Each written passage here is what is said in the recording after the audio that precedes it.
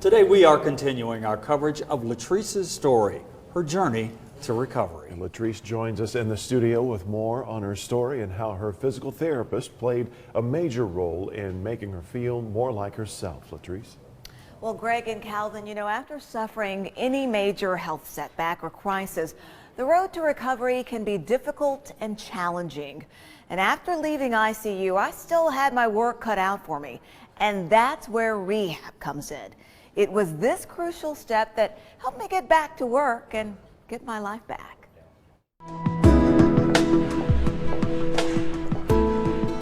I had finally reached my goal and made it out of the trauma ICU. When I looked at her medical chart, I said, wow, how does this happen to somebody who's so young, who's healthy? Before you had come into the hospital, some people had told me about you that you were active, you're busy, you're hardworking. But it did happen to me. I suffered a blood clot, and I wasn't quite ready to go home. Nobody planned to be here, and virtually no one. I certainly didn't, but I found myself at Siskin Rehabilitation Hospital. I always like to say, the acute care hospital is there to save your life, but our job is to help get your life back. And that was exactly what I planned to do. So you already had that sense of recovery behind you already, that you had already come so far and now you were here, and so there was already a certain amount of success driving you forward. But we still had a long way to go, and you knew that as well. I did know that, and that road to recovery included pushing myself every day. Typically physical therapy in the morning and in the afternoon, and so they kind of double dip a little bit. It's a lot, but you have to stay motivated and focused on your goals, no matter how tough the task. And each day when we walked in the room, even if you were tired, you had a smile on your face, and sometimes it was kind of like okay, let's do it. Builder says that's key to trying to make sure patients stay motivated and focused on their goals, no matter how bad things look. There's a younger gentleman who was working, was pretty active, and had a stroke, and you could just see in his face and talking with him that I'm not supposed to be here. Asking the question, why? How am I here? How am I going to do this? And that's a difficult place to be. Yes, rehab can be a difficult place to be. A good staff and support system play key roles in a patient's success. I know. It certainly made a difference for me.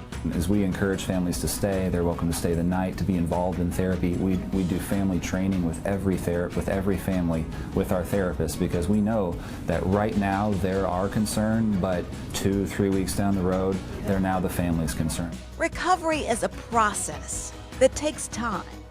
You have to celebrate the victories, both big and small. It was every day seeing little gains. A lot of times it's harder to measure, but with you it was very nice because every day we could say, we walked further today, we did more of this today. And a little bit more each day continue to add up to a lot. You believe that I am getting better and I will continue to get better. And it really is, Greg. The mental part is just as important as the physical part. They say that's the difference in a lot of people's recovery, is that you really do have to stay positive. You have to stay focused on your goals. And each and every day I would tell myself, I'm going home.